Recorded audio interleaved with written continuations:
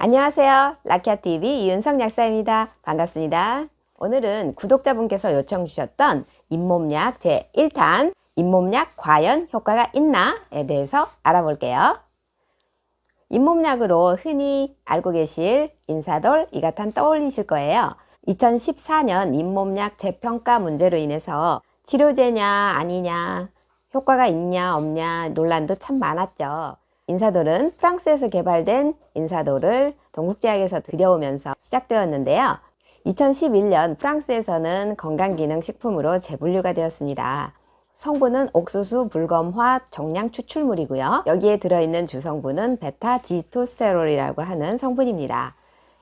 이가탄 성분은 제피 아스코르브산, 카르바조크롬, 리소짐 염산염, 토코페롤로 이루어져 있는데요. 일본에서 이 성분 구성이 개발이 되었고 지금은 의약품에서는 제외가 되었죠. 우리나라에서도 지금 현재는 잇몸병 치료제가 아니라 치주치료 후 보조치료제로 되어 있는 상태입니다. 치과의사 선생님들께서 보통 잇몸약 하나도 효과가 없다 이렇게들 말씀을 하시는데 수십 년 동안 많이 팔리고 있고 또 약국 현장에서도 재구매가 계속 이루어지고 있는 이유는 뭘까요? 효과가 정말 하나도 없다면 재구매는 이루어지지 않을 거 아니에요. 제 생각에는 타이밍의 문제인 것 같아요. 치과는 보통 심해지면 가는 경우가 많잖아요.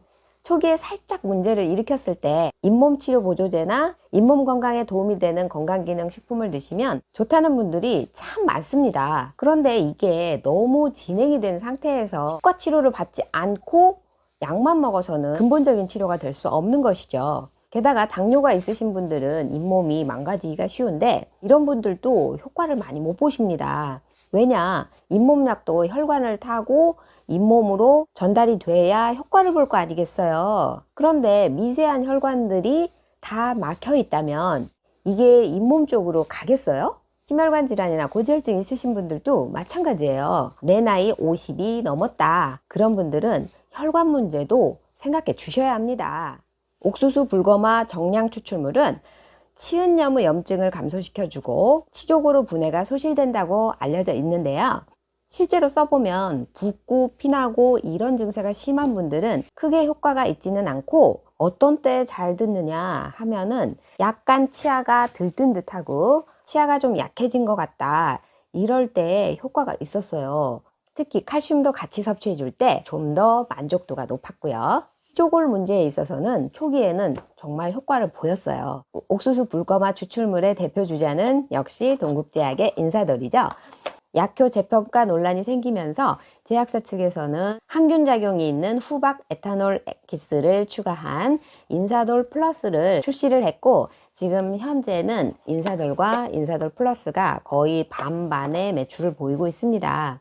그런데 점점 더 인사돌 플러스 쪽이 더 늘어나고 있어요. 앞으로는 점점 더 넘어가지 않을까 싶은데요. 처음에는 두 알씩 1일 3회를 식전에 복용하시다가 이게 좀 괜찮아지면은 한 알씩 1일 3번으로 유지 용량으로 가시는 거예요. 그런데 정말 많은 분들이 옥수수 불검화 추출물 제품들을 드시면서 하루에 한 알씩만 드시는 경우가 정말 많더라고요. 그런데 하루 한 번 한 알 정도 드셔가지고서는 거의 효과를 못 보신다고 생각하시면 됩니다. 그리고 식전 복용해야 흡수율도 높아지고요. 1일 3회는 최소 복용하셔야 되는데 그러면 한 통 가지면 며칠 못 먹잖아요. 가격 부담이 좀 되죠. 광고비 부담이 적어서 상대적으로 저렴한 제품들도 있으니까 참고하시고요. 일단 약효 재평가 논란 이후 대규모 임상시험을 준비하고 있는 제약사도 있고 또 임상시험에 최소 10억 이상의 비용이 들기 때문에 판매량이 적은 제약사들은 아예 포기하는 사례도 아주 많았습니다. 그리고 이가탄 F, 이덴큐 이런 약들도 붓고 피나고 할 때 주로 드리고 있는데요. 여기에 들어있는 성분 중에서 카르바조크롬이 지혈작용이 있기 때문이에요. 제피 아스코르브산은 비타민C라고 생각하시면 돼요. 이것은 잇몸 상처 회복 효과가 있고요. 그리고 토코페롤은 잇몸의 혈액순환을 위해서 들어가 있고 또 리소짐 연산염은 소염작용으로 보시면 돼요. 비타민C와 비타민E가 만나서 콜라겐 합성 효과가 배가 되는데 잇몸이 콜라겐이 구성 성분이다 보니까 잇몸 조직 회복에 도움이 될 수 있는 거예요.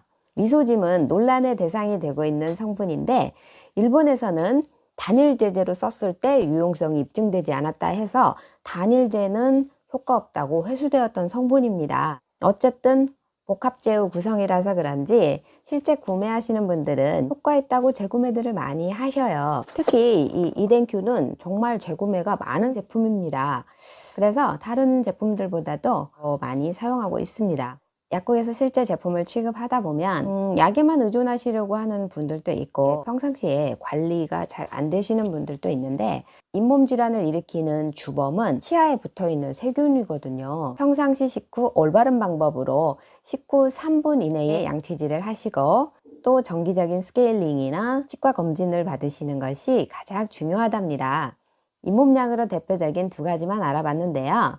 치주 질환이 진행이 되어 있을 때는 치과 치료를 반드시 하시면서 그 치료 보조제로 쓰시는 것이 합당하고요.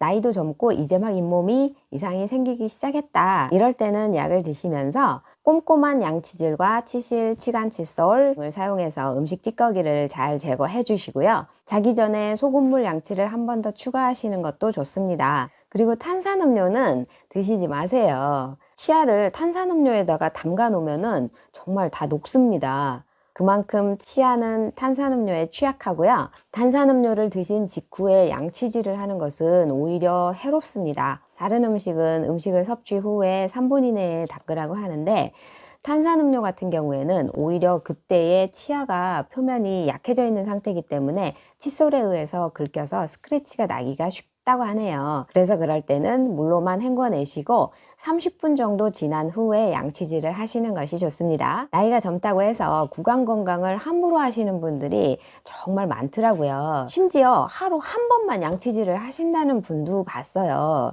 그래서 옛날에 그렇게 살아오신 분들은 지금 나이 들어서 이가 다 빠지고 있는 겁니다. 치아 잃어버리고 임플란트 하고 틀니하고 얼마나 고생스러워요. 젊어서부터 양치 습관 잘 지키시고, 치아에 해가 되는 탄산음료, 커피, 주스 등은 되도록이면은 피하시는 게 좋고요. 그리고 나이 50이 넘으면 혈관 건강 관리, 조금만 잇몸이 불편해도 바로 약을 드시면서 치과를 가세요. 초기에 막으면 잘 잡을 수 있답니다. 건강한 내 치아를 80세가 넘도록 지켜보자고요. 다음 시간에는 잇몸 건강에 도움이 되는 건강기능식품에 대해서 알아보기로 해요. 아직 구독 안 하신 분들은 구독 잊지 마시고 또 좋아요도 부탁드릴게요. 다음에 만나요. 행복하세요. 마지막 멘트까지 들으시는 분들 행복해지실 거예요.